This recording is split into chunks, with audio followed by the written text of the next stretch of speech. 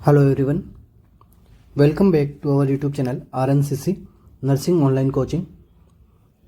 जैसा कि आप सभी को पता है, अभी हमारी जो क्लासेज हो रही है वो अपने एग्ज़ाम्स के अकॉर्डिंग हो रही है। ठीक है, तो अपना जो सेशन रहने वाला है वो अगेन एक RML के एग्ज़ाम के ऊपर जो रहने वाला है बेसिस। तो एग्ज़ाम के अंदर जो क्वेश्चंस पूछे हुए हैं, ठीक है, उन क्वेश्चंस को सॉल्व करते हुए अपन उन टॉपिक्स को भी सॉल्व करेंगे ताकि आगे से क्या क्वेश्चन बन सकता है उस टॉपिक में से जो एग्ज़ाम में आ सके। ठीक है, और साथ ही साथ में ये जो हमारा जो सेशन चल रहा है वो RML के साथ साथ में SGPGI एंड नोटसेट एंड PGI के लिए भी ये काफ़ी इंपॉर्टेंट है। ठीक है, साथ साथ में अपने नोट्स भी प्रिपेयर करते रहिएगा ताकि रिवीजन में आपकी काफ़ी ज़्यादा आसानी हो। क्लास शुरू करने से पहले मैं आप सभी को बताना चाहूँगा कि हमारी RML जो एग्ज़ाम के लिए और स्टेट CHO एग्ज़ाम के लिए SGPGI के लिए स्पेशल टेस्ट सीरीज़ हमारी चलाई जा रही है अभी RNCC के ऑफिशियल ऐप पे, जो आप प्ले स्टोर से डाउनलोड कर सकते हो, जो कि हमने एकदम रिजनेबल, एकदम अफोर्डेबल प्राइस पे रखा है। ठीक है, तो ताकि एवरी स्टूडेंट है जो टेस्ट सीरीज का जो है वो फ़ायदा ले सके। ठीक है, साथ साथ में अपने जो मार्क्स को है और अच्छा कैसा इंप्रूव करें, किन टॉपिक्स को और ज़्यादा पढ़ने की ज़रूरत है, आप सभी इन सबको असेस कर पाएंगे। तो शुरू करते हैं आज के अपने सेशन को। अपना फर्स्ट क्वेश्चन है, a young child has coarctation of aorta। एक यंग चाइल्ड है जिसको क्या है, aorta का कोएक्शन यहाँ पे हो रखा है। What does the nurse expect to identify when taking the child's vital sign. जब नर्स क्या कर रही है, चाइल्ड का वाइटल साइन असेस कर रही है, ठीक है, तब नर्स क्या एक्सपेक्ट करेगी कि बच्चे में क्या चीज़ देखने को मिल सकती है। कब बच्चे को क्या है, कोएरेक्शन ऑफ aorta वाली कंडीशन यहाँ पे देखी गई है। ऑप्शन है हमारे पास में, weak radial pulse, irregular heart beat, bounding femoral pulse, या फिर an elevated radial blood pressure. कौन सा ऑप्शन है जो कोएरेक्शन ऑफ aorta वाली कंडीशंस के अंदर देखने को मिलता है?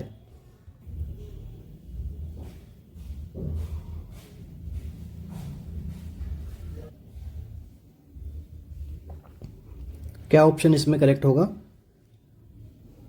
तो सबसे पहले अपन समझ लेते हैं कोएक्शन ऑफ aorta है क्या। ठीक है, ये हमारा अपन मान लेते हैं ये हमारा क्या है, हार्ट है। ठीक है, हार्ट के हमारे पास में 4 चैम्बर है, एट्रियम और वेंट्रिकल्स। ठीक है, तो लेफ्ट वेंट्रिकल से क्या निकल रहा है, aorta निकल रहा है। ठीक है, सो aorta के बाद अब इस aorta के अंदर क्या हो जाना, नेरोविंग हो जाना। ठीक है, aorta के ऊपर सबसे पहले यहाँ पे 3 ओपनिंग होती है, आप सभी को पता है, subclavian vein right and left, subclavian vein, interjugular vein वगैरह यहाँ से निकलती है। तो ये जो aorta का पार्ट है ये आगे जाके कैसा हो जाता है, नेरो हो जाता है। ठीक है, तो इस कंडीशन को अपन क्या बोलते हैं, कोएक्शन ऑफ aorta। मतलब डेफिनेशन क्या हो गई इसकी, narrowing of the large blood vessels means aorta that leads from heart।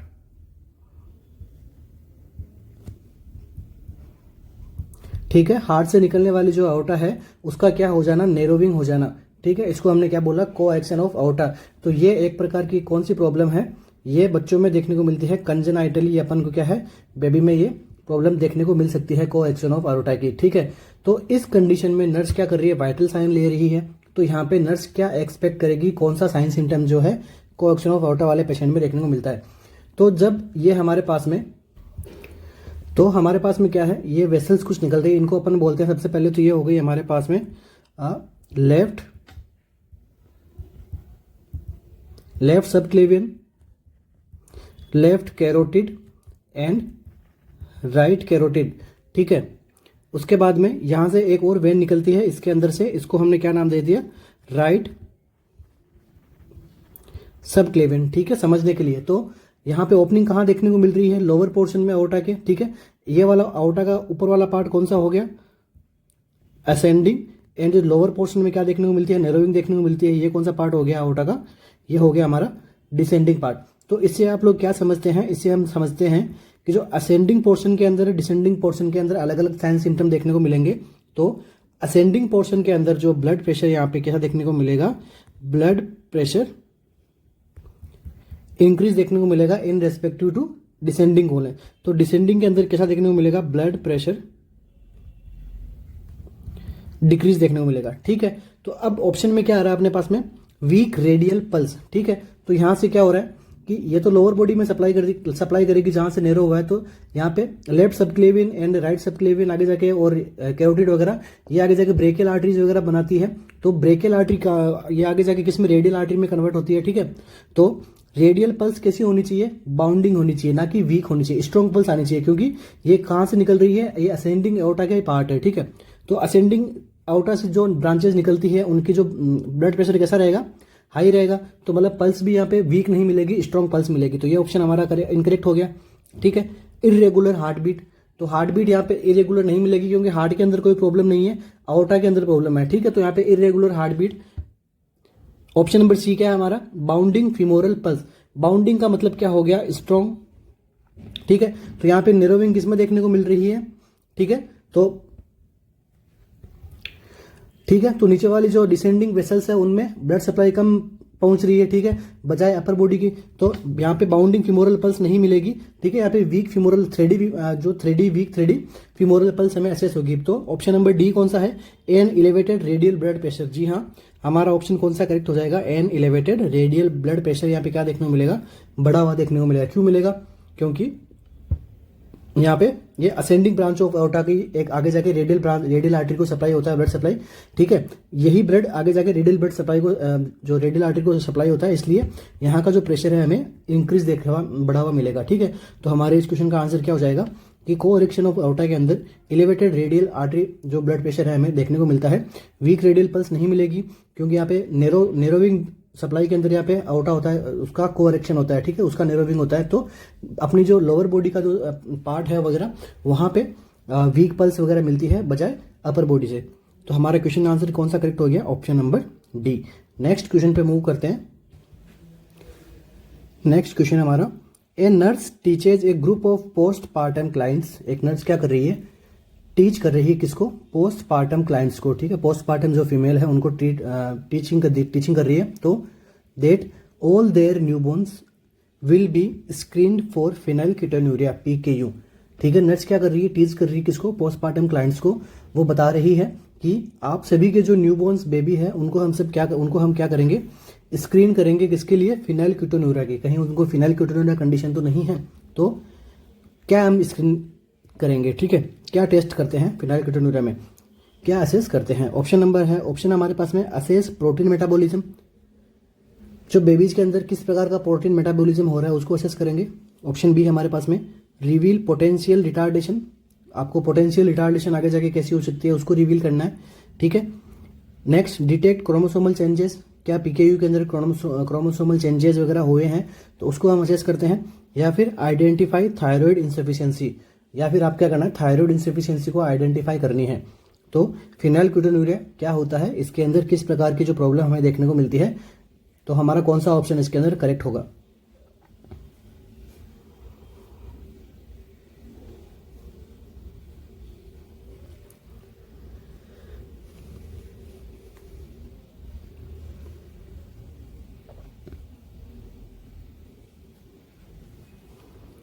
तो आंसर पे जाने से पहले सबसे पहले अपन बात कर लेते हैं PKU के बारे में। PKU क्या होता है, फेनिलकेटोन्यूरिया। तो ये किस प्रकार की डिजीज होती है, सबसे पहला क्वेश्चन बनता है किस प्रकार की डिजीज है। तो ये एक ऑटोसोमल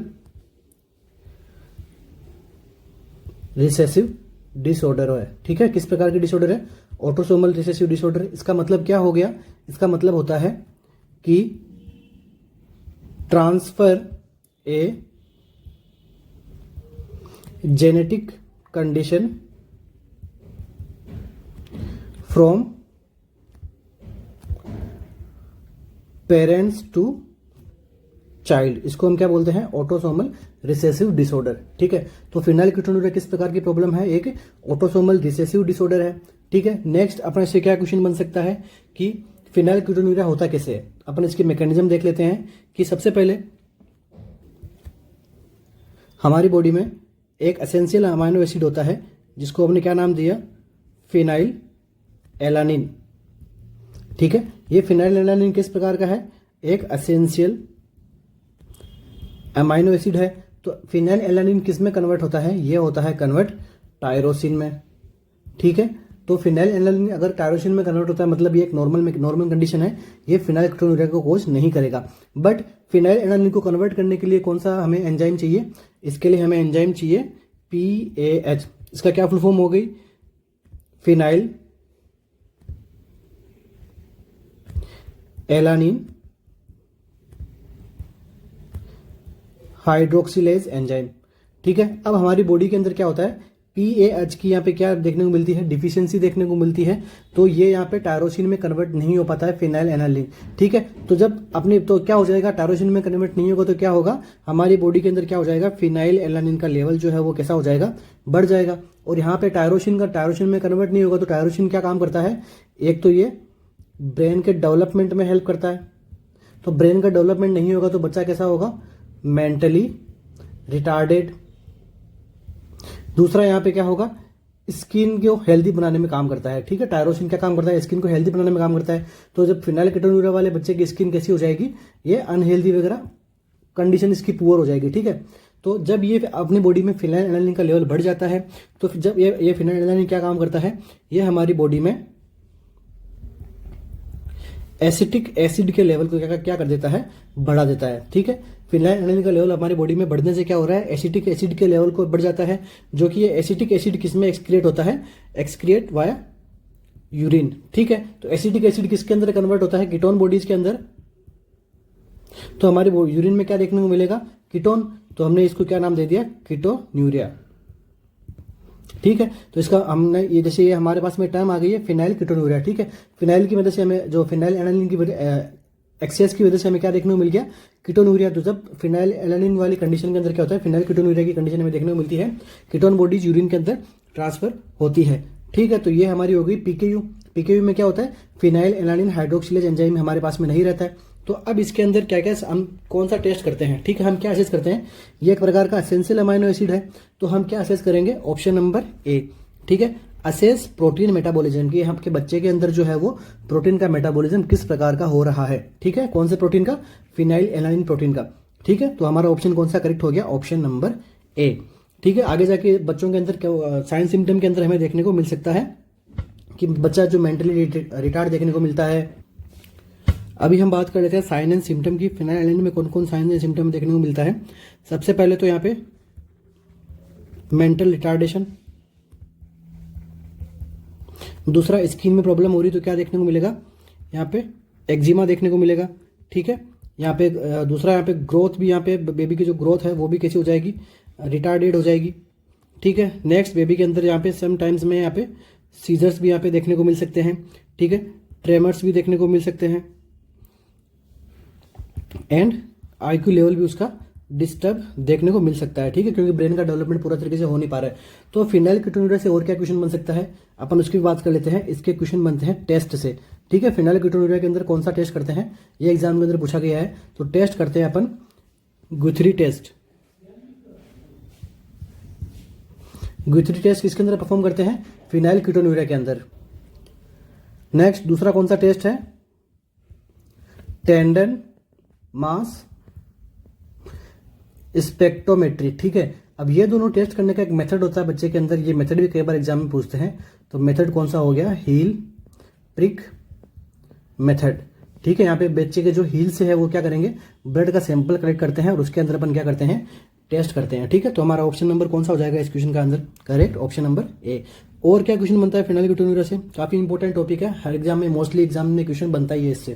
ठीक है, इसके लिए एग्जाम के अंदर क्वेश्चन बनेगा डाइट से, कि कौन सी डाइट देनी है? तो हमें डाइट देनी है लो फिनाइल एलानिन। ठीक है, लो फिनाइल एलानिन की जो डाइट होती है वो हमें करना है। ठीक है, इसके अंदर यूरिन कलर कैसा देखने को मिलता है? ये भी एग्जाम में एक बार पूछा गया था, यूरिन कलर कैसा देखने को मिलता है? तो इसका कलर कैसा हो जाएगा? Musty colour urine. ठीक है, तो अभी अपन मूव ऑन करते हैं अपने नेक्स्ट क्वेश्चन पे। The nurse is caring for the client with A mastectomy. एक नर्स क्या कर रही है? क्लाइंट की केयर कर रही है। उस क्लाइंट को क्या किया गया है? मैस्टेक्टोमी की गई है। ठीक है, विच action would be Contra indicated. तो मैस्टेक्टोमी वाले पेशेंट में कौन सा जो एक्शन है वो क्या रखेंगे हम? कॉन्ट्रा इंडिकेटेड रखते हैं। ठीक है, तो मैस्टेक्टोमी क्या होती है अपन देख लेते हैं। मैस्टेक्टोमी के अंदर क्या करते हैं? ब्रेस्ट जो है उसको क्या करते हैं? रिमूव करते हैं। ठीक है, जिस साइड के अंदर ब्रेस्ट कैंसर होता है उनके अंदर अपन क्या करते हैं, मैस्टेक्टोमी करते हैं। ठीक है, तो इस पेशेंट में क्या हो रहा है, मैस्टेक्टोमी हो रहा है, तो कौन सा ऑप्शन है हम कॉन्ट्रा इंडिकेट रखेंगे, कौन सा काम हम नहीं करेंगे। ऑप्शन हमारे पास में taking the blood pressure in the site of the mastectomy. ठीक है, जिस साइड में मैस्टेक्टोमी हुई है उस साइड में अपन ब्लड प्रेशर असेस करेंगे। Option B elevating the arm on the side of mastectomy, जो आपकी मैस्टेक्टोमी की जो जिस साइड की आपको मैस्टेक्टोमी की गई है, राइट या लेफ्ट, तो उधर वाले साइड की आर्म को आप क्या करना है, एलिवेट करके रखना है। ऑप्शन सी क्या है, position the client on the unaffected side, आपको क्लाइंट को पोजीशन देनी है unaffected side. Next option D performing a fasting sugar test on the unaffected side, आपको जो है अनअफेक्टेड साइड में आप क्या करना है, फास्टिंग शुगर टेस्ट करना है। कौन सा ऑप्शन है जो करेक्ट होगा मैस्टेक्टोमी वाले केस में।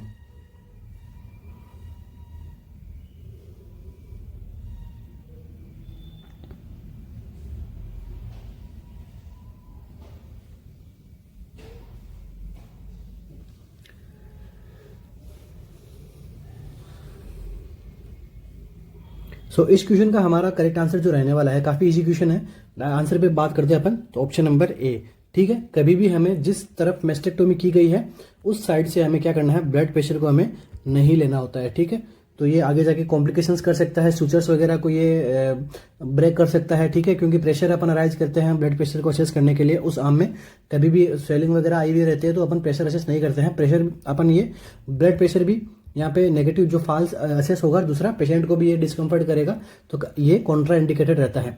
इलेवेट द आर्म, जी हाँ, हमें मैस्टेक्टोमी के अंदर इन सब लाइन से क्वेश्चन बनते हैं। ठीक है, आपको इसे भी ध्यान रखना है। आफ्टर मैस्टेक्टोमी नर्स का क्या रोल है कि आपके आर्म को क्या करे, एलिवेट करके रखे, ताकि क्या हो जाए, एडिमा उस साइड में कम हो जाए। Position the client on the unaffected side, जिस साइड में मैस्टेक्टोमी नहीं की गई है उस साइड में क्या दो, क्लाइंट को पोजीशन दो। ठीक है, क्लाइंट को पोजीशन दो, जी हाँ, ये भी हमारा एक और क्वेश्चन बन जाता है। नेक्स्ट परफॉर्मिंग है फास्टिंग, मतलब बाकी जो भी आपको टेस्ट वगैरह करने हैं, आईवी ड्रिप वगैरह चलानी है, वो हमें क्या अनअफेक्टेड साइड वाले हैंड के अंदर ही चलानी होती है। ठीक है, ताकि क्योंकि उस हैंड के अंदर तो हो सकता है एडिमा वगैरह हो रखी हो, तो हमें वो कॉन्ट्रा इंडिकेटेड रहता है। तो हमारा ऑप्शन नंबर कौन सा करेक्ट हो जाएगा इसके अंदर, A, taking the blood pressure in the side of mastectomy. Okay, which of the following test is used most often diagnose angina, angina को डायग्नोज करने के लिए कौन सा टेस्ट अपन असेस करते हैं, कौन से टेस्ट का यूज में लिया जाता है। ऑप्शन है हमारे पास में chest x ray, echocardiogram, cardiac catheterisation, या फिर 12 लीड इलेक्ट्रोकार्डियोग्राम। कौन सा टेस्ट अपन परफॉर्म करते हैं एंजाइना पेक्टोरिस के लिए।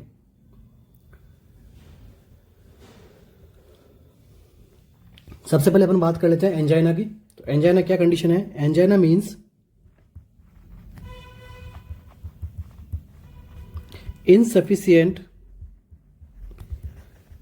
blood flow to the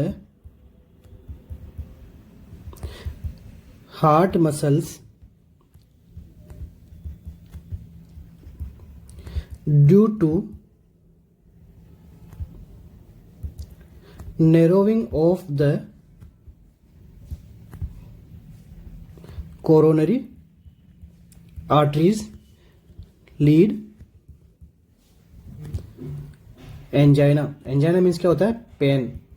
ठीक है, तो क्यों हो रहा है, क्योंकि यहाँ पे इनसफिशिएंट ब्लड फ्लो हो रहा है, किसको, हार्ट मसल्स को।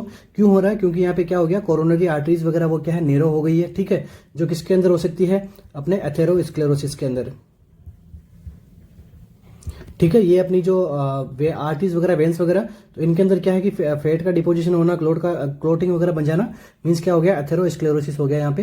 तो जिसकी वजह से क्या हो रहा है, कोरोनरी आर्टरी की नेरोविंग हो रही, नेरोविंग होने की वजह से हार्ट मसल्स को क्या है, प्रॉपर तरीके से ब्लड सप्लाई नहीं मिल रही है, तो यहाँ पे क्या हो रहा है, पेन हो रहा है क्लाइंट को। तो इस कंडीशन को हमने क्या नाम दिया, एंजाइना पेक्टोरिस। तो बेस्ट असेसमेंट एंजाइना पेक्टोरिस का किससे हो सकता है, option number D, 12 lead electrocardiogram. ठीक है, इसको लिए अपन क्या करते हैं, 12 लीड ईसीजी करते हैं अपन, किसके लिए, एंजाइना पेक्टोरिस का पता लगाने के लिए। ठीक है, चेस्ट एक्सरे वगैरह किसके अंदर करते हैं, रिब्स के फ्रैक्चर वगैरह के अंदर देखते हैं। ठीक है, इकोकार्डियोग्राम वगैरह अपन हार्ट से रिलेटेड जो चैम्बर वगैरह में कुछ प्रॉब्लम, जो वाल वगैरह प्रॉपर वर्क नहीं करते हैं, उनको ज़्यादा बेटर तरीके से कर सकता है। कार्डियक कैथेटराइजेशन के अंदर क्या आगे अपन क्या कर सकते हैं, अपन ये हो गया हमारा एंजियोग्राफी।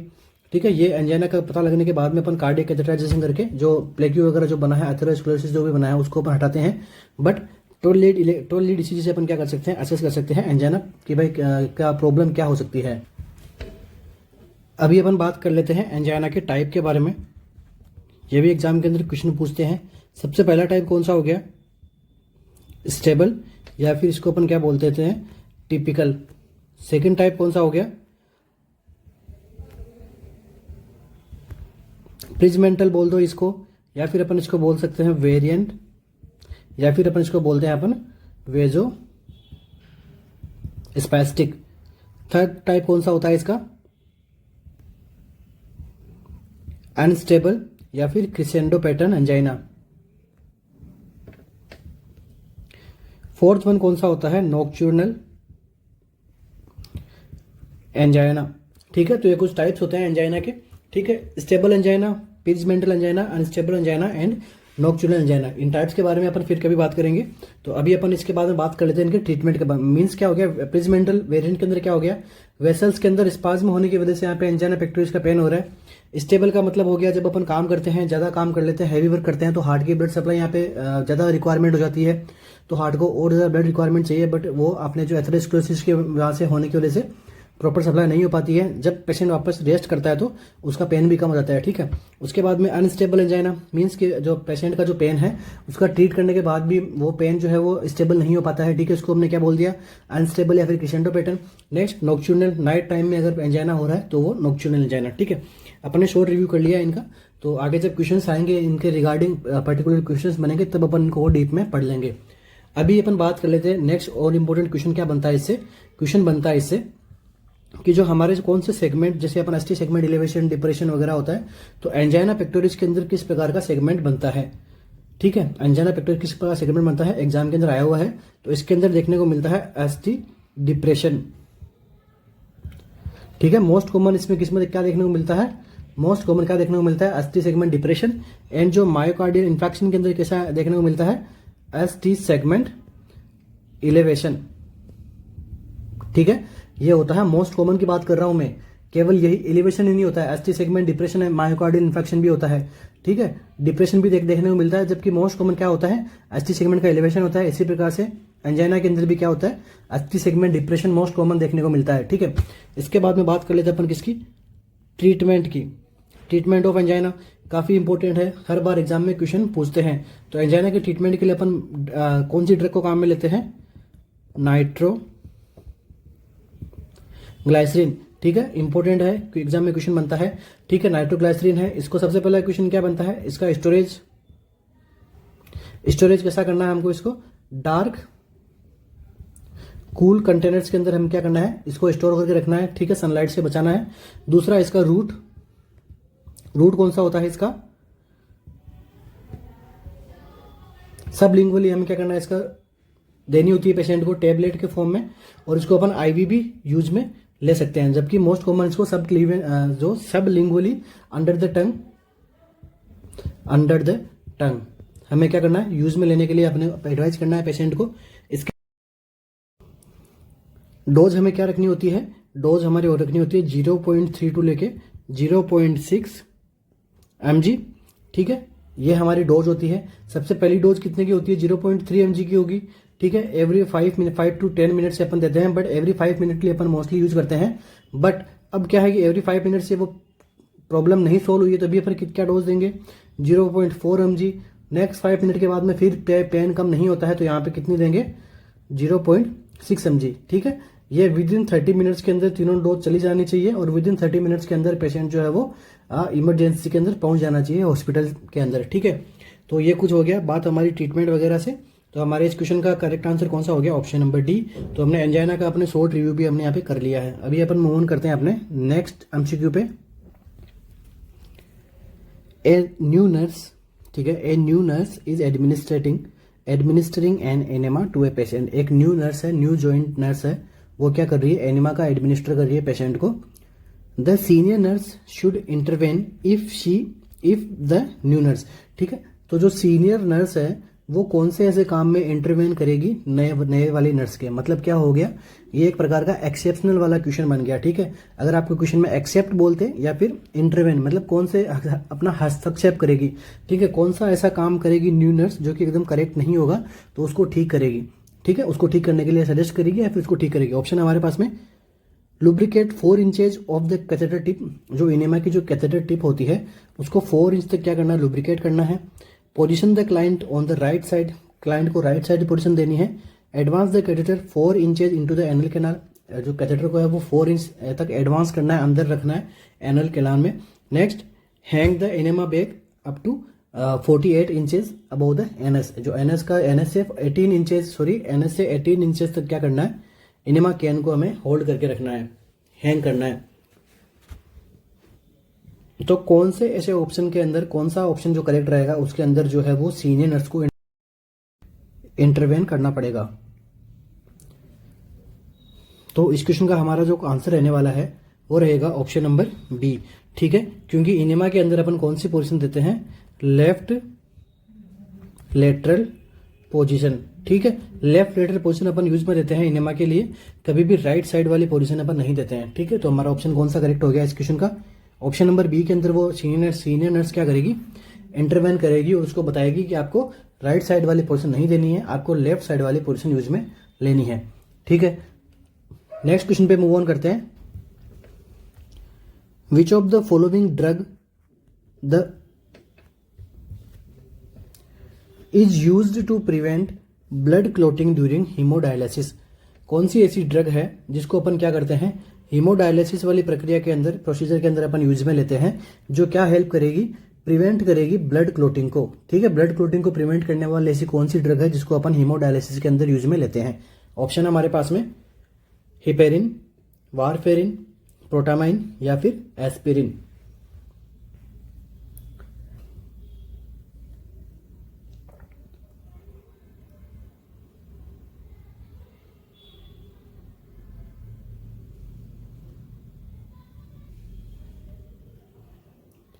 तो ब्लड क्लोटिंग के लिए ड्रग कौन सी काम में लेते हैं अपन, हीमोडायलिसिस के अंदर। तो हीमोडायलिसिस सबसे पहले करते किस में है, कौन सी कंडीशंस के अंदर हीमोडायलिसिस करते हैं, ये अपन अभी पढ़ लेते हैं। मोस्ट कॉमनली इसका यूज में आता है क्रोनिक किडनी फेलियर के अंदर, या फिर अपन इसको बात कर सकते हैं सी के डी, क्रोनिक किडनी डिजीज के अंदर अपन बात कर सकते हैं, ठीक है। उसके ट्रीटमेंट के अंदर अपन क्या लेते हैं, हीमोडायलिसिस को अपन यूज में लेते हैं। क्यों लेते हैं, क्योंकि जो सीकेडी होती है वो एक इरिवर्सिबल कंडीशन है, यहाँ से अपन क्या करते हैं, किडनी को अपन बचा नहीं पाएंगे, ठीक है, या उस पेशेंट को किडनी ट्रांसप्लांट करना ही पड़ेगा, ठीक है। तो सीकेडी वाले पेशेंट के अंदर क्या होता है, सबसे पहले तो यहाँ पे क्या देखने को मिलता है, एन्यूरिया देखने को मिलता है। तो एन्यूरिया लेस देन 100 ml इन 24 आवर्स, ठीक है, ये एग्जाम में क्वेश्चन भी आता है। नेक्स्ट, इन पेशेंट में क्या देखने को मिलता है, इंक्रीज मेटाबॉलिक वेस्ट, अपने बॉडी के अंदर जो भी मेटाबॉलिक वेस्ट होते हैं वो यूरिन के थ्रू एक्सक्रीट होते हैं, फिशेस के थ्रू एक्सक्रीट होते हैं। बट क्रोनिक किडनी फेलियर के अंदर, यहाँ पे सीकेडी के अंदर क्या होता है, मेटाबॉलिक वेस्ट बढ़ जाते हैं, क्योंकि यूरिन यहाँ पे पास आउट नहीं कर पाता है patient. Next, urine kidney fail हो तो यूरिन बन ही नहीं पाता है, ठीक है। तो यहाँ पे एन्यूरिया वाली कंडीशन आती है, तो अपने बॉडी के अंदर मेटाबॉलिक वेस्ट की अमाउंट भी बढ़ जाती है। नेक्स्ट, यहाँ पे क्या देखने को मिलता है, हाइपर कैलेमिया, मीन्स क्या हो गया, प्रोटीन के लेवल यहाँ पे क्या, सॉरी पोटेशियम का लेवल यहाँ पे बढ़ा हुआ देखने को मिलता है। सो हीमोडायलिसिस का सीधा सीधा आंसर क्या हो सकता है, हाइपर कैलेमिया, ठीक है। अगर पोटेशियम टॉक्सिसिटी हो जाती है, ठीक है, मोर देन यहाँ पे 6.5 तक यहाँ पे अगर पोटेशियम का लेवल अपनी बॉडी में बढ़ा हुआ देखने को मिल सकता है, तो यहाँ पे इसको नीड किसकी हो सकती है, हीमोडायलिसिस की। इसके बाद यहाँ पे क्या देखने को मिलता है, हाइपर वोलेमिया, ठीक है। हाइपर वोलेमिया वाले पेशेंट के अंदर भी हमें क्या करना चाहिए, हीमोडायलिसिस करवाना पड़ता है। अब ये सब चीजें जो है वो क्या कोज करवाएगी पेशेंट को, हाइपर टेंशन, ठीक है। तो क्रोनिक किडनी वाले फेलियर के अंदर यहाँ पे क्या देखने को मिलता है, हाइपर टेंशन देखने को मिलता है, क्योंकि यहाँ पे बॉडी के अंदर फ्लूइड भी बढ़ रहा है। दूसरा, हाइपर वोलेमिया हो रहा है, हाइपर कैलेमिया हो रहा है, मेटाबॉलिक वेस्ट वगैरह बढ़ रहा है, तो हाइपर टेंशन देखने को मिलता है। सो अब ड्यूरिंग हीमोलाइसिस क्या क्वेश्चन बनता है, ड्यूरिंग हीमोडायलिसिस क्या होता है, हाइपो टेंशन, ठीक है। आपको ध्यान में रखना, एग्जाम में क्वेश्चन भी आता है कि ड्यूरिंग हीमोलाइसिस पेशेंट के अंदर क्या क्या साइन सिम्टम देखने को मिलता है। तो ड्यूरिंग हीमोलाइसिस पेशेंट के अंदर हाइपोटेंशन होता है, ठीक है। अब इस हाइपोटेंशन को ट्रीट करने के लिए हमें क्या करना है, एंटी हाइपरटेंसिव मेडिकेशन जो यहाँ पे चलाई गई थी उसको क्या करना है, विद होल्ड करना है। एंटी हाइपरटेंसिव मेडिकेशन को क्या करना है, विद होल्ड करना है कुछ टाइम तक, जब तक हमारा हीमोडायलिसिस कंप्लीट नहीं हो जाता है। ठीक है, तो यहाँ पे क्या करना है, हीमोडायलिसिस को कंप्लीट होने तक हमें क्या करना है, एंटी हाइपरटेंसिव को स्टॉप करना है, क्योंकि यहाँ पे ऑलरेडी यहाँ पे हीमोडायलिसिस में क्या देखने को मिलता है, हाइपोटेंशन। तो अब हीमोडायलिसिस के अंदर ब्लड क्लोटिंग से प्रिवेंट करने के लिए अपन क्या यूज करते हैं, हिपेरिन का। ठीक है, तो हमारा ऑप्शन कौन सा करेक्ट हो जाता है, हिपेरिन का। ठीक है, सो इस क्वेश्चन का आंसर क्या हो गया, हिपेरिन। वारफेरिन को हम यूज में नहीं लेते हैं, हिपेरिन का एंटीडोट कौन सा होता है, प्रोटामाइन सल्फेट। एंड एस्पिरिन कौन सी ड्रग है, एंटी प्लेटलेट। तो इन सब को यूज में नहीं करते हैं, किसको यूज में करते हैं, हिपेरिन को।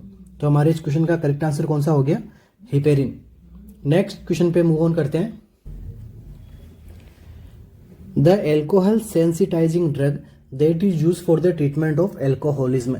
एल्कोहलिज्म के ट्रीटमेंट के लिए ऐसी कौन सी ड्रग है जो एल्कोहल सेंसिटिव ड्रग है। ठीक है, ये एग्जाम में क्वेश्चन में, सॉरी एग्जाम में आया हुआ क्वेश्चन है, काफी बार पूछा जाता है, एल्कोहल से रिलेटेड क्वेश्चंस भी आते हैं। ऑप्शन हमारे पास में हेलोपेरिडोल, डाइसल्फिराम, फिनोबार्बिटोन या फिर कार्बामाजेपाइन। कौन सी ड्रग है जिसको हम एल्कोहल सेंसिटिव ड्रग के अंदर काम में लेते हैं या फिर एल्कोहलिज्म के ट्रीटमेंट के अंदर हम काम में लेते हैं। कौन सी ड्रग है जो एल्कोहल के साथ सेंसिटिव रहती है।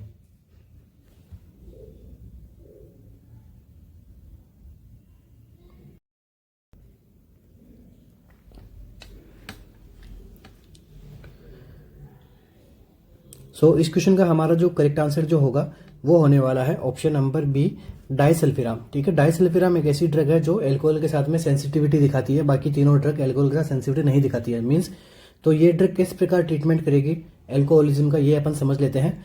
तो सबसे पहले तो ऐसी ड्रग होनी चाहिए जो क्या करे, एल्कोहल के साथ में जो ड्रग क्या करे, सेंसिटिव होती है। तो ये कौन सी ड्रग होती है, डाइसल्फिराम। ठीक है, तो डाइसल्फिराम को अपन क्या करते हैं, एल्कोहल को ट्रीटमेंट के लिए भी काम में लिया जाता है। तो अब ये कैसे काम में कर लेती है, सबसे पहले मीन्स क्या हो गया, हमारे पास में क्या है, एथेनॉल है। ठीक है, एल्कोहल के अंदर क्या होता है, एथेनॉल रहता है। एथेनॉल किसके अंदर कन्वर्ट होती है, एथेनॉल कन्वर्ट होती है हमारे पास में एसीटल्डिहाइड के अंदर। ठीक है, अब एसीटल्डिहाइड कन्वर्ट होता है किसके अंदर, एसीटेट के अंदर। ये हमारा एक नॉर्मल मैकेनिज्म है जब हम अल्कोहल कंजप्शन करते हैं। बट यहाँ पे क्या हो रहा है, एसीटल्डिहाइड को एसीटेट में कन्वर्ट होने के लिए किसकी रिक्वायरमेंट होती है, एसीटल्डिहाइड डिहाइड्रोक्सीजिनेज की। किसकी रिक्वायरमेंट होती है, एसीटल्डिहाइड डिहाइड्रोक्सीजिनेज की एंजाइम की यहाँ पे रिक्वायरमेंट होती है। तो अब जब हमारा डाइसल्फिराम जो है ड्रग है, ये किस पे वर्क करती है, एसीटल्डिहाइड डिहाइड्रोक्सीजिनेज एंजाइम पे वर्क करती है। ठीक है, कौन सी ड्रग हमारी, डाइसल्फिराम। तो अब जब ये एसीटेट का लेवल बनेगा ही नहीं तो हमारी बॉडी में किसका लेवल बढ़ जाएगा, एसीटल्डिहाइड का यहाँ पे लेवल इंक्रीज हो जाएगा। तो ये क्या कर देगा, सेंसिटिविटी कॉज कर देगा। ठीक है, मींस क्या है, डाइसल्फिराम यहाँ पे डाइसल्फिराम के वजह से क्या हो रहा है, हमारी बॉडी में एसीटल्डिहाइड का लेवल बढ़ रहा है। तो अब जब एसीटल्डिहाइड का लेवल जब इंक्रीज होगा तो हमारी बॉडी में कुछ साइन सिम्टम देखने को मिलते हैं। ठीक है, ये टॉक्सिसिटी के लेवल तक पहुंच जाता है। तो इसके लिए क्या साइन सिम्टम हमें देखने को मिलता है, सबसे पहले जो पेशेंट जब एल्कोहल कंजप्शन करता है उसके साथ उसको डाइसल्फिराम का जो ड्रग वगैरह भी दिया जाता है, तो इसमें क्या होता है, पेशेंट को फ्लशिंग वगैरह होती है। नेक्स्ट यहाँ पे नोजिया, वोमिटिंग एंड हेडेक वगैरह, सीवियर हेडेक वगैरह देखने को मिलता है। इसके बाद में क्या देखने को मिलता है, टेकीकार्डिया। इसके बाद में क्या देखने को मिलता है, पाल्पिटेशन। ठीक है, एंड स्वेटिंग भी देखने को मिलती है। ठीक है, सबसे पहले क्या किया, पेशेंट ने एल्कोहल कंजप्शन किया। इन नॉर्मल कंडीशन एल्कोहल किस में कन्वर्ट होता है, एसीटल्डिहाइड के अंदर। एसीटल्डिहाइड से वो किस में कन्वर्ट होता है, एसीटेट के अंदर। बट एसीटेट में कन्वर्ट होने के लिए उसको क्या चाहिए होता है, एसीटल्डिहाइड डिहाइड्रोक्सीजिनेज एंजाइम चाहिए होता है कन्वर्ट होने के लिए। जबकि यहाँ पे डाइसल्फिराम आके क्या कर देती है, इस एंजाइम को नहीं बनने देती है। तो हमारी बॉडी में क्या बढ़ जाता है, एसीटल्डिहाइड का लेवल बढ़ जाता है, जिसकी वजह से यहाँ पे हमें ये सिम्टम देखने को मिलता है और पेशेंट को लगता है कि उसको एल्कोहल से रिलेटेड उसको प्रॉब्लम्स हो रही है। सो इस क्वेश्चन का करेक्ट आंसर कौन सी ड्रग हो जाएगी, ऑप्शन नंबर बी, डाइसल्फिराम। दूसरा, ऐसी कौन सी और ड्रग है जो एल्कोहल जो सेंसिटिविटी दिखाती है, तो दूसरी ड्रग कौन सी होगी हमारे पास में, मेट्रोनिडाजोल। ठीक है, अपन पेशेंट को एडवाइस करते हैं कि जब आप मेट्रोनिडाजोल को लेते हो तब एल्कोहल का कंजप्शन नहीं करना है, क्योंकि सेम वहां पे भी रिएक्शंस वगैरह होती है। एल्कोहल के साथ में मेट्रोनिडाजोल भी है, वो सेंसिटिविटी दिखाती है। ठीक है, अब अपन बात कर लेते हैं हमारी ऑप्शन नंबर ए की, अपन बात कर लेते हैं हेलोपेरिडोल की।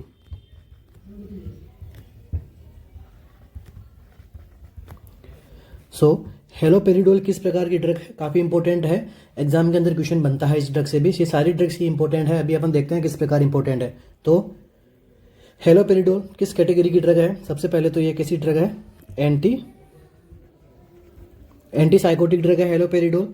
दूसरा, ये क्या कोज करती है? ये पेशेंट के अंदर जिस ड्रग को कंजप्शन करता है उसमें सेडेशन को बढ़ाती है। तीसरा, ये ड्रग क्या करती है? साइकोटिक सिम्टम को ये ट्रीट करने में हेल्प करती है। चौथा, ये किसके अंदर काम में ली जाती है? सिजोफ्रेनिया के अंदर। ठीक है, सिजोफ्रेनिया के अंदर कौन सी ड्रग काम में लेते हैं? हेलोपेरिडोल। ठीक है, दूसरा इससे क्या क्वेश्चन बनता है? हेलोपेरिडोल से क्या और क्या क्वेश्चन बनेगा? हेलोपेरिडोल किसे ओल्ड या फिर टिपिकल एंटी साइकोटिक कैटेगरी की ड्रग है। ठीक है, इसके साथ में और क्या क्वेश्चन बनेगा? इसको अपन जो है उसका रूट क्या रहता है? रूट क्या रहता है इसका? IM plus Z track method से इसको अपन क्या करते हैं? यूज करते हैं, क्योंकि इसका इंजेक्शन कैसा आता है? ऑयली आता है। ठीक है, और क्या क्वेश्चन बनता है हेलोपेरिडोल से? हेलोपेरिडोल से और क्या क्वेश्चन बनता है? क्वेश्चन बनता है मैक्सिमम एक्स्ट्रा पिरामिडल सिम्टम किसके देखने को मिलते हैं? हेलोपेरिडोल से। ठीक है, ईपीएस सिम्टम किस में देखने को मिलेंगे? हेलोपेरिडोल में, जो क्या है? Extra pyramidal symptom. तो इन सिम्टम के अंदर 4 सिम्टम आते हैं। सबसे पहला आता है इसके अंदर टार्डिव डिस्काइनेसिया, जिसके अंदर टंग वगैरह का जो उसका माउथ वगैरह का इसका एक्सप्रेशन वगैरह चेंजेस होते रहते हैं। दूसरा, एकाथीसिया, पर्सन जो है वो एक जगह पे स्टेबल यहाँ पे नहीं बैठ सकता। थर्ड वन इसके अंदर क्या आता है? Pseudo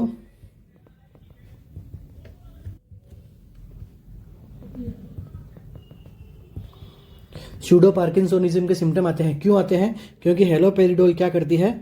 decrease the dopamine level. ठीक है, ये भी एक क्वेश्चन और है। हेलोपेरिडोल किस पे पर इफेक्ट डालता है? डोपामिन के लेवल पे इफेक्ट डालता है, इसलिए यहाँ पे क्या देखने को मिलता है? सूडो पार्किंसोनिज्म, मतलब जब डोपामिन का लेवल कम हो जाएगा तो पार्किंसन डिजीज जैसे सिम्टम्स यहाँ पे देखने को मिलता है। फोर्थ वन यहाँ पे क्या देखने को मिलता है? NMS, न्यूरोमस्कुलर यहाँ पे सिम्टम्स वगैरह जो है वो न्यूरोमेलिग्नेट यहाँ पे सिम्टम्स वगैरह देखने को मिलता है। तो मैक्सिमम ईपीएस किसके किसके देखने को मिलता है? हेलोपेरिडोल की मदद से। एक और क्वेश्चन बनता है कि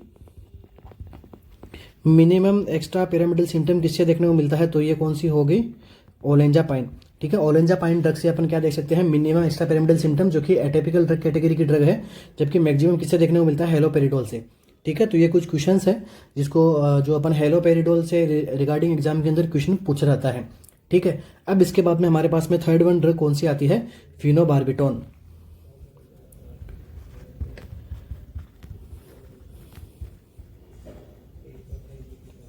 ठीक है, एग्जाम के अंदर वेरी वेरी इंपॉर्टेंट ड्रग्स है ये सब।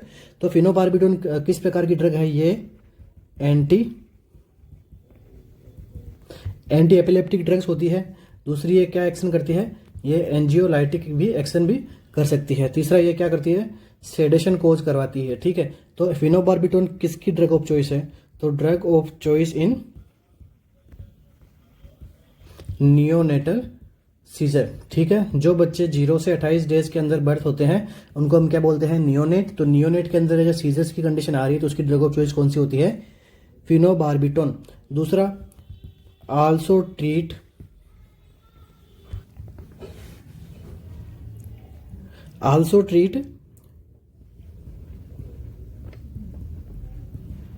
Pathological jaundice. ठीक है, पैथोलॉजिकल जॉन्डिस को भी ट्रीट करने में को हेल्प करती है कौन? फिनोबार्बिटोन। अगर पैथोलॉजिकल जॉन्डिस अगर ब्रेन तक पहुंच जाता है तो ये क्या, इसको अपन क्या बोलते हैं? कर्निकटेरस। ठीक है, तो कर्निकटेरस को भी ट्रीट करने के लिए कौन सी ड्रग काम में ली जाती है? फिनोबार्बिटोन। ठीक है, brain affect due to jaundice is known as kernicterus. ठीक है, तो इसके लिए अपन क्या करते हैं? फिनोबार्बिटोन का यूज में लेते हैं। तो ये हो गया हमारा फिनोबार्बिटोन से रिलेटेड। इसके बाद में फोर्थ वन ड्रग हमारी कौन सी बचती है? वो है हमारी कार्बामाजेपिन। तो कार्बामाजेपिन किसकी ड्रग ऑफ चॉइस है? ये हमारी ड्रग ऑफ चॉइस होती है ट्राइजेमिनल न्यूरैल्जिया की, ठीक है। ट्राइजेमिनल न्यूरैल्जिया कौन सी नर्व की प्रॉब्लम होती है? फिफ्थ क्रेनियल नर्व की प्रॉब्लम होती है ट्राइजेमिनल न्यूरैल्जिया। यहाँ पे क्या देखने को मिलता है? Pen during pressure. जब कभी भी हम फेशियल टेपिंग करते हैं ईयर के सामने से, तो वहां से क्या फिफ्थ नंबर क्रेनियल नर्व गुजरती है, तो यहाँ पे इसको अंदर सीवियर पेन हमें देखने को मिलता है। मीन्स यहाँ पे क्या हो गया? फिफ्थ नंबर क्रेनियल नर्व के अंदर कोई ना कोई प्रॉब्लम है, जिसको हम क्या बोलते हैं? Trigeminal neuralgia. तो इसकी ड्रग ऑफ चॉइस क्या होती है? कार्बामाजेपाइन, ठीक है।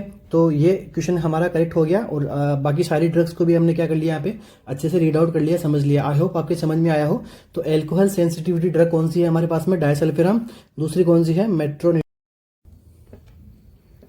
The pathology report state that a client's urinary calculus is composed of uric acid। एक पैथोलॉजी रिपोर्ट जो सजेस्ट कर रही है कि क्लाइंट को यूरिनरी कैलकुलस हुआ है, जो किससे बना है? यूरिक एसिड से बना हुआ है। Which nutrient should the nurse instruct to client to avoid. So कौन सा न्यूट्रिएंट है वो नर्स इंस्ट्रक्ट करेगी क्लाइंट को कि आपको अवॉइड करना है, ठीक है। यूरिनरी कैलकुलस बना है, जो किसके द्वारा बना हुआ है? यूरिक एसिड की यहाँ से मदद से। यहाँ पे क्या बना है? यूरिनरी कैलकुलस बना है, यूरिन स्टोन बना है, यहाँ पे रीनल स्टोन बना है।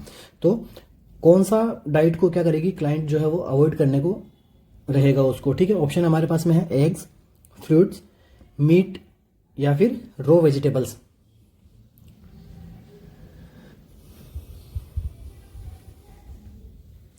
सो करेक्ट आंसर पे जाने से पहले अपन थोड़ा इसके मैकेनिज्म समझ लेते हैं, कैसे अपनी बॉडी में यूरिक एसिड बनता है। यूरिक एसिड बनता है किससे? प्यूरिन प्रोटीन के मेटाबॉलिज्म से, ठीक है। प्यूरिन प्रोटीन का जब मेटाबॉलिज्म होता है तो हमारी बॉडी के अंदर क्या होता है? यूरिक एसिड का लेवल, जो यूरिक एसिड बनता है, ठीक है। तो जब हमारी बॉडी में हाइपर यूरेसीमिया होता है तो चांसेस होते हैं हमारी बॉडी में होने के क्या? यूरिनरी कैलकुलस, ठीक है। इसको हम क्या बोलते हैं? यूरिक एसिड स्टोन भी अपन इसको कह सकते हैं। तो अब जो नर्स है वो क्या अवॉइड करने को बोलेगी? नर्स जो है वो क्या करेगी? मीट एंड मीट प्रोडक्ट्स को वो क्या करेगी? अवॉइड करेगी, क्योंकि इनमें क्या मिलता है? हाई अमाउंट में क्या देखने को मिलता है? प्यूरिन प्रोटीन देखने को अंदर मिलती है यहाँ पे, ठीक है। तो इस क्वेश्चन का हमारा आंसर क्या हो जाएगा? ऑप्शन नंबर सी, ठीक है। जो प्यूरिन डिश डाइट है उनको यहाँ पे अवॉइड करना है, ठीक है। तो दूसरा यहाँ पे क्या है? अवॉइड नॉन वेजिटेरियन फूड को यहाँ पे नर्स क्या करेगी? अवॉइड करने के लिए एडवाइस करेगी पेशेंट को। दूसरा, अगर प्यूरिन मेटाबॉलिज्म हो रहा है, यूरिक एसिड का लेवल बढ़ रहा है, तो इससे क्या प्रॉब्लम हो सकती है? हमको देखने को मिल सकती है गाउट। गाउट के अंदर क्या होता है? हाइपर यूरेसीमिया होता है। हाइपर यूरेसीमिया की वजह से यहाँ पे क्या देखने को मिलता है? टॉफी की कंडीशन देखने को मिलती है गाउट के अंदर। तो किसमें देखने को मिलता है टॉफी? सबसे पहले तो ग्रेटर टोज के अंदर यहाँ पे क्या देखने को मिलती है? टॉफी देखने को मिलती है। यहाँ पे क्या होता है? जो यूरिक एसिड का वो क्रिस्टल के फॉर्म में यहाँ पे क्या है? जमा हो जाते हैं, तो ये आगे जाके पेन वगैरह कोज करवाते हैं। कौन सी कंडीशन में? गाउट के अंदर। अभी और क्या क्वेश्चन बन सकता है आपके कि कौन सी ऐसी एंटी ट्यूबरकुलर ड्रग है, एंटी ट्यूबरकुलर थेरेपी की ड्रग है, जो क्या करती है? हाइपर यूरेसीमिया कोज करवाती है, हाइपर यूरिक एसिड करवाती है। तो ये एकमात्र ड्रग कौन सी है? पायरेजेनामाइड, ठीक है। तो पायरेजेनामाइड क्या कोज करवाती है?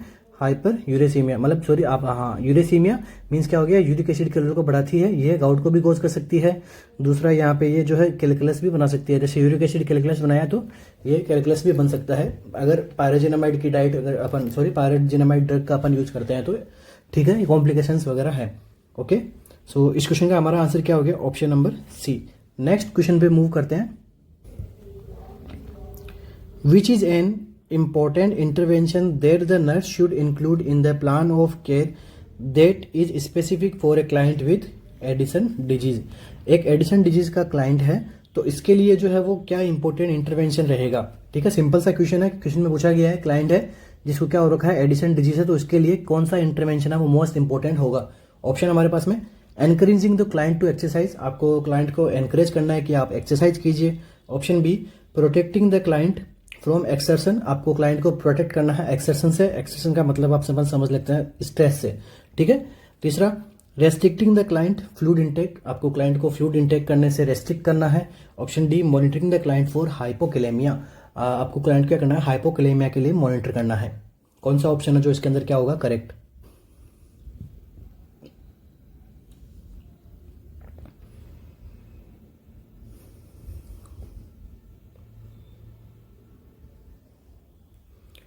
सो अपन अभी थोड़ा पढ़ लेते हैं किसके बारे में, एडिशन डिजीज के बारे में। मैंने पहले भी प्रीवियस क्लासेस के अंदर पढ़ा रखा है, तो एक बार और मैं आपको थोड़ा इसके बारे में शॉर्ट रिव्यू अपन कर लेते हैं।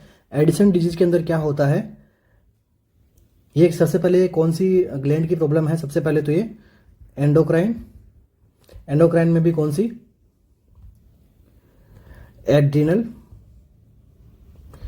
एड्रिनल ग्लैंड की ये प्रॉब्लम है। ठीक है, अब एड्रिनल ग्लैंड के दो पार्ट होते हैं, सबसे पहला कौन सा होता है, कॉर्टेक्स, दूसरा होता है मेडुला। मेडुला से दो हार्मोन निकलते हैं, एपिनेफ्रिन, दूसरा नॉर एपिनेफ्रिन एंड कॉर्टेक्स से तीन टाइप के हार्मोन निकलते हैं। सबसे पहला निकला हमारा ग्लूकोकोर्टिकोइड, दूसरा होता है मिनरलोकोर्टिकोइड एंड थर्ड वन होता है सेक्स हार्मोन्स। ठीक है, ये सारे अपन एडिनल कॉर्टेक्स है। तो मेनली एडिशन डिजीज किसकी डिफिशियंसी होती है, ठीक है, कोर्टिकल हार्मोन की अगर डिफिशियंसी हो, कोर्टिकल हार्मोन्स डिफिशियंसी, ठीक है, इसको अपन क्या बोलते हैं, Addison disease. Addison disease, Addison disease के अंदर क्या होता है, कोर्टिकल हार्मोन की डिफिशियंसी होती है। मतलब यहाँ पे क्या हो गया, ग्लूकोकोर्टिकोइड, मिनरलोकोर्टिकोइड, सेक्स हार्मोन्स की यहाँ पे कमी देखने को मिलती है। तो अभी पेशेंट के अंदर क्या क्या साइन सिम्टम देखने को मिलेंगे, ठीक है। तो सबसे पहले यहाँ पे ग्लूकोकोर्टिकोइड क्या करते हैं, ग्लूकोन्यूजेनेसिस करता है, मतलब शुगर लेवल मेंटेन करके रखता है। तो यहाँ पे क्या देखने को मिलता है, हाइपोग्लाइसीमिया देखने को मिलता है। मिनरलोकोर्टिकोइड को अपन क्या बोलते हैं, दूसरा नाम क्या है इसका,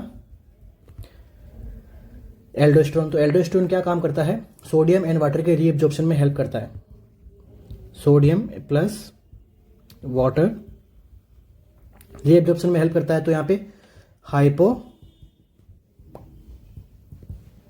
हाइपोनेट्रीमिया हो जाएगा।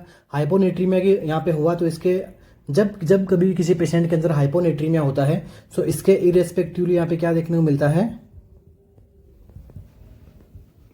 हाइपरकैलेमिया। ठीक है, तो हाइपोनेट्रीमिया हो गया तो क्या आप देखने को मिल गया, हाइपरकैलेमिया, पोटेशियम का लेवल हमें बढ़ावा देखने को मिल गया।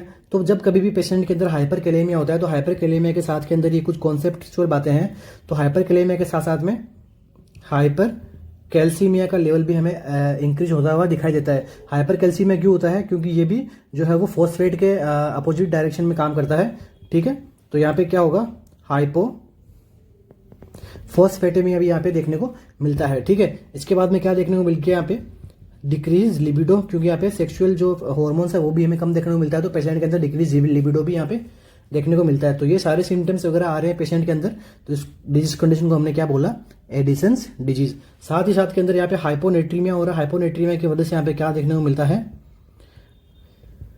हाइपोटेंशन। मतलब एडिशन डिजीज वाले पेशेंट में किस प्रकार के सिम्टम, ब्लड प्रेशर कैसा रहता है, हाइपोटेंसिव यहाँ पे ब्लड प्रेशर रहता है। ठीक है, तो अब ये सारे सिम्टम्स वगैरह आ रहे हैं तो मतलब क्या करना है अपने को, पेशेंट को हमको कभी भी एनकरेज नहीं करना है एक्सरसाइज के लिए, क्योंकि यहाँ पे ऑलरेडी हाइपोटेंसिव है, पेशेंट को इंजरी वगैरह हमें देखने को मिल सकती है। हाइपोग्लाइसीमिक है, यहाँ पे पेशेंट को जो है वो वर्टिगो वगैरह आ सकता है अगर अपन पेशेंट को एक्सरसाइज वगैरह करवाने के लिए अपन सजेस्ट करते हैं। तो दूसरा, restricting the client fluid intake, जी नहीं, फ्लूइड इंटेक तो बढ़ाना है हमें यहाँ पे, क्योंकि सोडियम के साथ में जो है वो वाटर का भी एक्सक्रीशन होता है। सोडियम अकेला एक्सक्रीट कैसे हो पाएगा, सोडियम हाई कंसंट्रेट होता है, तो इसके लिए वाटर के सोडियम का एक्सक्रीशन हमेशा वाटर के साथ में होता है। तो यहाँ पे फ्लूइड इंटेक को तो हमें बढ़ाना है, तो यहाँ पे कभी भी रेस्ट्रिक्ट नहीं करना है। Third one, monitor the client for hypokalemia. अभी हमने सोल्व कर लिया है कि हाइपोकैलेमिया नहीं होता, हाइपरकैलेमिया होता है। सो ये भी ऑप्शन हमारा गलत हो गया। तो अभी ऑप्शन कौन सा करेक्ट होता है हमारा, option number B, protecting the client from exertion. Exertion mean stress की कंडीशन से हमें उसको प्रोटेक्ट करना है। स्ट्रेस की कंडीशंस में कौन हेल्प करते हैं, स्ट्रेस के, अगर किसी पेशेंट को यहाँ पे स्ट्रेस हो रहा है तो यहाँ पे स्टेरॉइड वगैरह जो है वो हेल्प करते हैं स्ट्रेस की कंडीशन से फाइट करने में। जबकि यहाँ पे क्या हो रहा है, ग्लूकोकोर्टिकोइड, मिनरलोकोर्टिकोइड, ये सारे जो हार्मोन्स वगैरह है या फिर स्टेरॉइडल हार्मोन्स वगैरह है, ये सारे हम यहाँ पे कम देखने को मिल रहा है। तो यहाँ पे पेशेंट को हम क्या करेंगे, स्ट्रेस वाली कंडीशन से अवॉइड रखेंगे। ठीक है, दूसरा यहाँ पे इसके ट्रीटमेंट के लिए अपन क्या कर सकते हैं, स्टेरॉइड थेरेपी वगैरह अपन ये क्या करें, पेशेंट को प्रोवाइड करवा सकते हैं। एंजाइमेटिक थेरेपी अपन पेशेंट को प्रोवाइड करवा सकते हैं, साथ साथ में हार्मोनल रिप्लेसमेंट थेरेपी भी अपन कर सकते हैं। ठीक है, तो एडिशन ये सब चीज़ें करने से क्या बेनिफिट होगा, पेशेंट जो है वो एडिशन क्राइसिस के अंदर नहीं जाएगा। ठीक है, पेशेंट की कंडीशन है एडिशन क्राइसिस के अंदर क्या होता है, यही सारे सिम्टम हैं वो क्या हो जाते हैं, वर्स हो जाते हैं। ठीक है, और डेंजरस हमें देखने को मिलते हैं एडिशन क्रैशेस वाले कंडीशन में। सो इन सब से प्रिवेंट करने के लिए हमें क्या करना है, HRT वगैरह, हार्मोनल रिप्लेसमेंट थेरेपी वगैरह हमें परफॉर्म करनी होती है। तो ये हो गया हमारा एडिशन डिजीज और इससे रिलेटेड क्वेश्चन। सो आज इसी के साथ ही आज की अपनी क्लास को अपन यहीं पे कंप्लीट करते हैं। आशा करता हूँ कि आपको आज का लेक्चर काफ़ी अच्छा लगा होगा, और कुछ डाउट्स वगैरह हो, क्वेरीज वगैरह हो तो आप कमेंट बॉक्स में कमेंट करके हमें ज़रूर बता सकते हो। हम कोशिश करेंगे आपके वहाँ पे डाउट्स क्लियर करने की। सो मिलते हैं अपने नेक्स्ट सेशन में, ठीक है। इसी के साथ ही मैं आपको बताना चाहता हूँ कि हमारा RNCC का जो ऑफिशियल ऐप है, जो आप गूगल प्ले स्टोर से डाउनलोड कर सकते हो, वहाँ पे हम डेली बेसिस पे ऊपर RML की और SGPGI की और नॉर्सेट वगैरह की, PGI की टेस्ट सीरीज वगैरह अपन रन कर रहा, जो अपन चला रहे हैं वहाँ पे, जो कि एकदम अफोर्डेबल प्राइस में है। सो आप सभी उसको बाय कीजिए और अपने प्रिपरेशन को और अच्छी बना सकते हो, ठीक है। वहाँ पे एकदम ऐसे एग्जाम के मैनर के अकॉर्डिंग ही क्वेश्चंस बनाए गए हैं, जितना जो लेवल, जिस एग्जाम का जो लेवल होता है उसी के अकॉर्डिंग वहाँ पे हमने क्वेश्चंस रखने की कोशिश की है, ठीक है। बाकी आपने हमारा ये सेशन वगैरह तो आप देख ही रहे हो, तो आपको पता लग गया होगा कि वहाँ पे हमने किस प्रकार के क्वेश्चन वहाँ पे बनाए हैं, और साथ में रेशनल्स भी हमने अच्छे से यहाँ पे समझाया हुआ है क्वेश्चन टेस्ट सीरीज के अंदर। तो आप उनको भी बाय करके अपनी प्रिपरेशन को और अच्छा बना सकते हो। So thank you so much, wish you all the best.